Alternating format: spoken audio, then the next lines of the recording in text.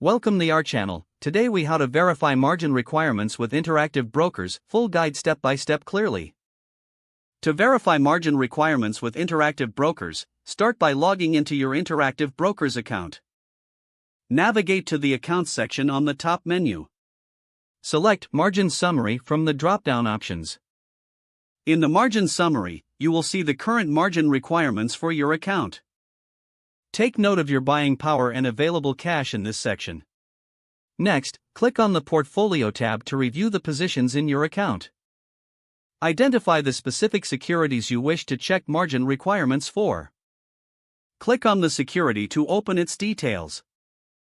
Under the details, locate the margin section for that specific security. This section will display the required margin percentage for trading options, stocks, or futures. If you want to explore more, go to the Research tab. Use the search bar to find the specific instrument you are interested in. Once you find it, click to view more detailed information. Look for the margin requirements link to see specific details for that instrument.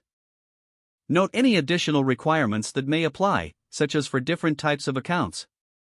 You can also check the Risk Navigator, which provides advanced tools for margin analysis.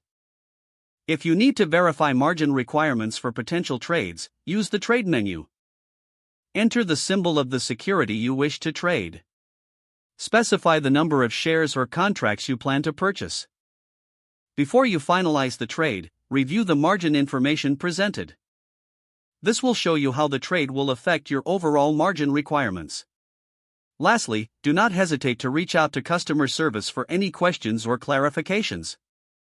Taking the time to verify your margin requirements will help manage your trading risks effectively. Always ensure you understand the implications of leverage before proceeding with trades. If the page does not load, refresh the browser or try again in a private or incognito window.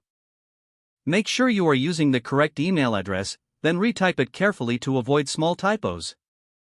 If your password is not accepted, use the reset option and create a new strong password you can remember.